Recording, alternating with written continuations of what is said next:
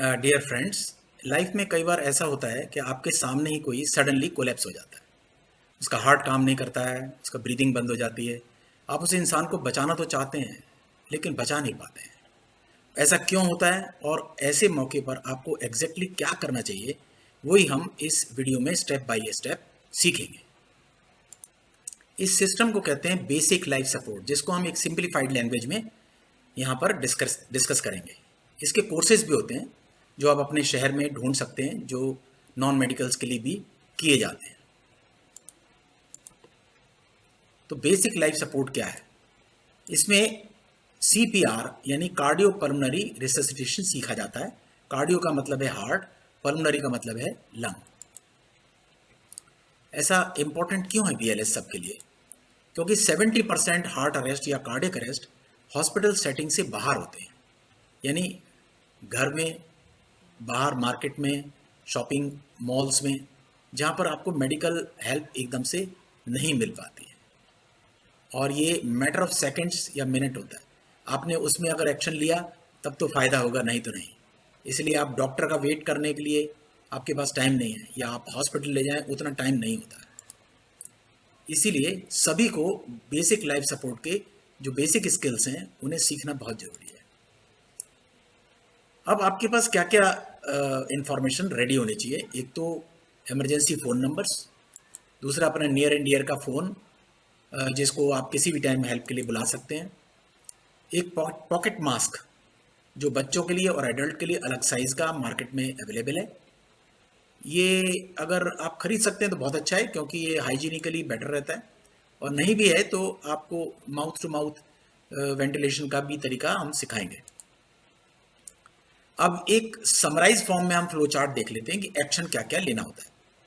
तो जैसे ही आपको लगा कि कोई अनरेस्पॉन्सिव हो गया है, सडनली कोलैप्स हो गया है, तो आपको क्या करना चाहिए? विद इन 10 सेकेंड्स आपको उसकी ब्रीदिंग और पल्स को चेक करना है, और हेल्प के लिए आपको फ़ोन करना है, जिसका नंबर हमने पहले बताया था। तो अब एक सिचुएशन है जिसमें ब्रीदिंग एब्सेंट है या एबनॉर्मल ब्रीदिंग है, जिसको हम कहते हैं गैस्पिंग। गैस्पिंग होती है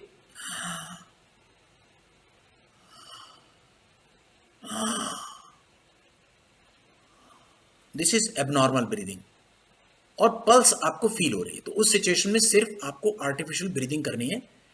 किस रेट पे? 1 ब्रेथ पर 5 सेकेंड्स, और पल्स चेक करते रहने चाहिए। दूसरी सिचुएशन है जिसमें कि पल्स और ब्रीदिंग दोनों ही नहीं है, ये फुल फ्लैज कार्डियक अरेस्ट हो गया। तो उस सिचुएशन में आपको सीपीआर यानी cardio pulmonary resuscitation quickly start करना है, यानी नेक्स्ट 10 सेकेंड्स के अंदर आपको स्टार्ट करना है। डॉक्टर का वेट नहीं करना है। अब आपको जो रिकॉग्नाइज करनी है प्रॉब्लम, 10 सेकेंड्स में करनी है। तो आपको क्या जानना जरूरी है?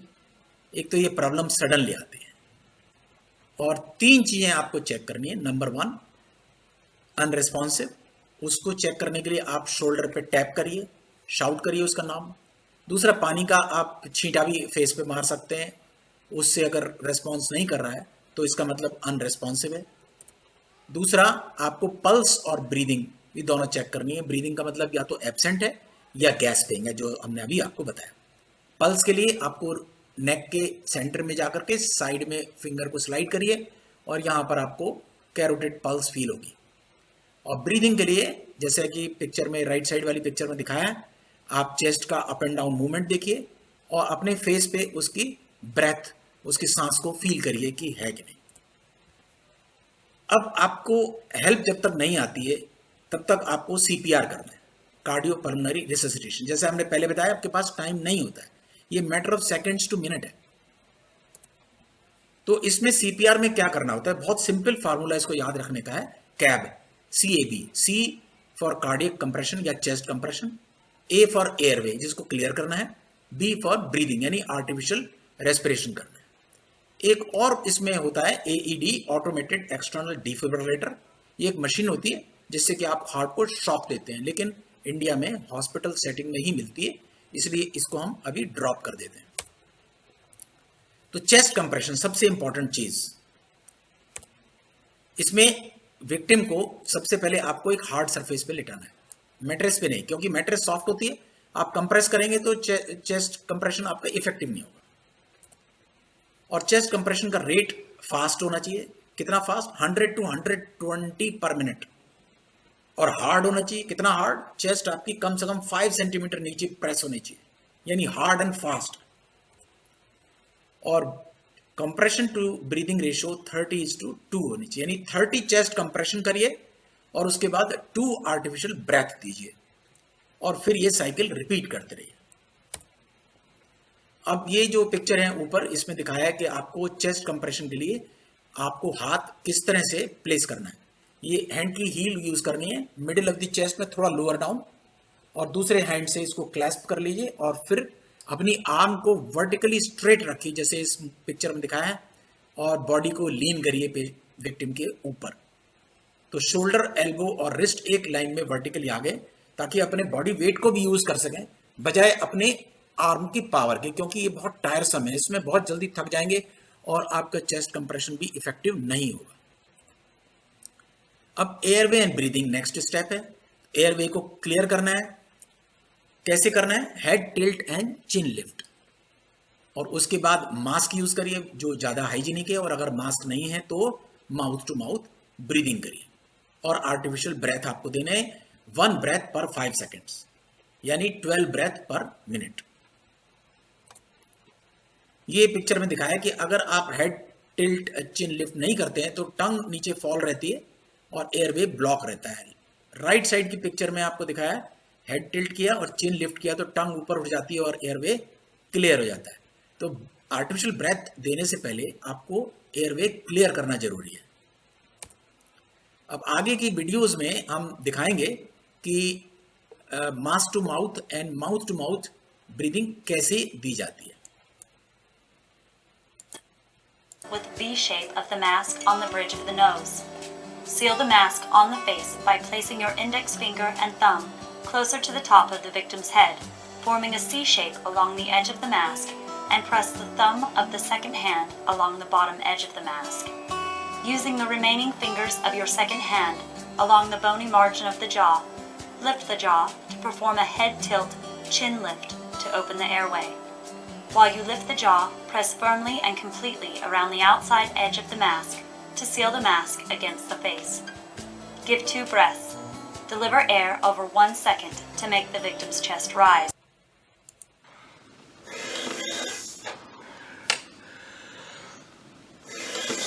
तो अगर आप सिंगल हैं, अकेले हैं, तो आपको चेस्ट कंप्रेशन और आर्टिफिशियल रेस्पिरेशन या वेंटिलेशन अपने खुद ही करना है। लेकिन अगर 2 रेस्क्यूअर हैं तो ये दोनों आप आपस में रोल्स को डिवाइड कर सकते हैं, और जब एक आदमी थक जाए तो रोल्स को स्विच कर सकते हैं।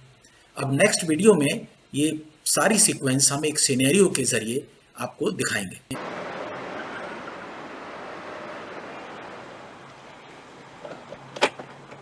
Dad, what's up? I don't know. I don't feel so great. Well, that's why we're here. Just make sure you tell Dr. Morgan that.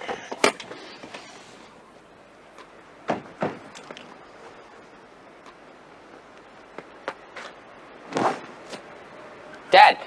Dad! Dad!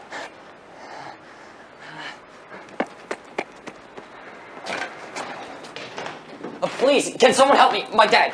He's just lying out there. Hey, Carolyn, we have an emergency out here. I'll find Ben to help you. इसमें आपने देखा कि collapse बहुत sudden होता है, और दूसरा victim की सेफ्टी को भी ध्यान में रखना जरूरी है। Hello, are you okay? Go inside, have him call 911, ask Audrey at the front desk for the AED, and bring it back with you. What the The AED? AED, she'll know what it is. The AED. 1, 2, 3, 4, 5, 6, 7, 8. Call 911. I got it. What's your dad's age? 49. He's 49. And she wants the AED. She asked for the AED, so it may be cardiac arrest. Yeah. 17, 18, 19, 20. 1, 2, 3, 24, 25, 26, 27, 28. In a minute, Audrey can answer any questions you might have. Just a mask. Is there a razor in there? Yeah, I'll shave his chest, keep going with CPR. Apply pads to victim's bare chest. 1, 2, 3, 4. तो आपने देखा कि hard and fast कितना chest को compress करते हैं और 30 compression count करके ताकि गलती ना हो और उसके बाद 2 ब्रेथ देते हैं। ये इन्होंने एडी भी दिखाया कि एडी कैसे काम करता है। Patient. Shock advised. Charging. Do not touch victim. Okay, clear. Press Can you shock flag down the button ambulance now. and direct him over here? Shock delivered. Shock delivered. Resume chest compression. I'm gonna need them. तो AD automatically आपको instruction भी देता रहता है, लेकिन हम उस part को ड्रॉप कर दिया है क्योंकि इंडिया में ये हॉस्पिटल के बाहर एडी नहीं मिलती है। अब ये प्रोफेशनल्स आ गए हैं और अब सीपीआर ये टेक ओवर कर लेंगे। और आप देखिए टाइमली एक्शन से एक इंसान की जान को कैसे बचाया जा सकता है।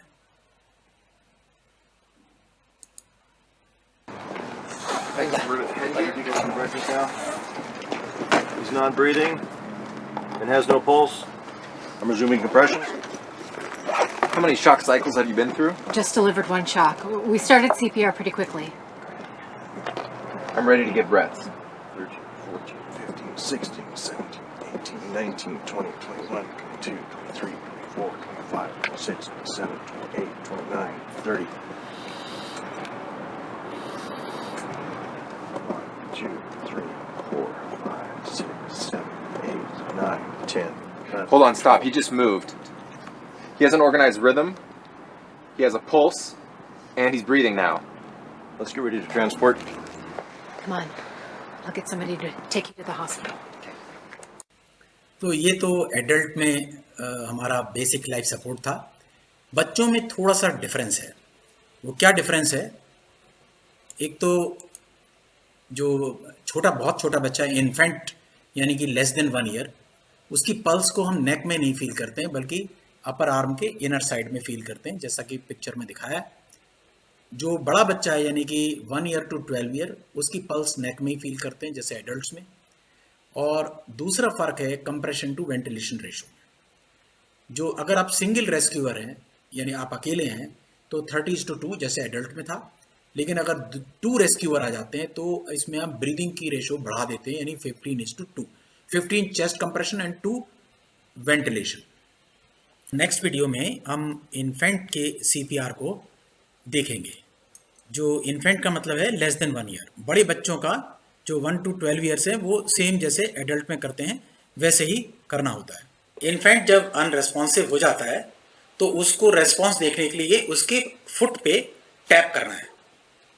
उसके बाद आप उसकी ब्रीदिंग को चेक करिए, वो भी नहीं मिलती है तो फिर आप उसकी हेल्प के लिए आप किसी को कॉल करिए। फिर अपर आर्म के इनर साइड में, जैसा कि पहले पिक्चर में दिखाया था, आपको ब्रेकियल पल्स फील करनी है, नेक में फील नहीं कर सकते। उसके बाद आपको कार्डियक कंप्रेशन 2 फिंगर से सेंटर ऑफ द चेस्ट में करना है और इतना उसको प्रेस करिए जिससे कि 4 सेंटीमीटर तक चेस्ट नीचे दब जाए। उसकी फ्रीक्वेंसी वही 100 to 120 पर मिनट रहती है। और अगर आप सिंगल रेस्क्यूअर हैं तो ऐसे, और अगर 2 रेस्क्यूअर आ जाते हैं तो चेस्ट कंप्रेशन के लिए इस तरह से हाथ को एनसर्कल करके 2 थंब से करिए और दूसरा जो रेस्क्यूअर है वो ब्रीदिंग करेगा, जैसा कि इसमें वीडियो में दिखाया गया है। इसके अलावा कुछ चीज़ें ऐसी भी हैं जो नहीं करनी चाहिए, जैसे कि अनरेस्पॉन्सिव इंसान को ज़बरदस्ती पानी पिलाने की कोशिश नहीं करनी चाहिए। उसको कभी ज़बरदस्ती बिठाने की कोशिश नहीं करनी चाहिए। छाती पे, हाथ और पैरों पे जो लोग मालिश करते हैं उससे कुछ फ़ायदा नहीं होता है। चेस्ट कंप्रेशन सबसे इम्पॉर्टेंट चीज़ है। कभी ऐसा होता है कि आप माउथ टू माउथ किसी को वेंटिलेशन नहीं करना चाहते हैं, आपके पास मास्क नहीं होता है, तो भी कोई बात नहीं, आप चेस्ट कंप्रेशन जरूर करिए। लेकिन बच्चों में और इन्फेंट्स में आर्टिफिशियल ब्रेथ देना इक्वली इम्पॉर्टेंट है क्योंकि उनके ब्लड में ऑक्सीजन की मात्रा कम रहती है। तो ये जानकारी आपको यूज़फुल लगी हो तो आप अपने नियर एंड डियर को शेयर करिए। And all the best, thank you and bye for now.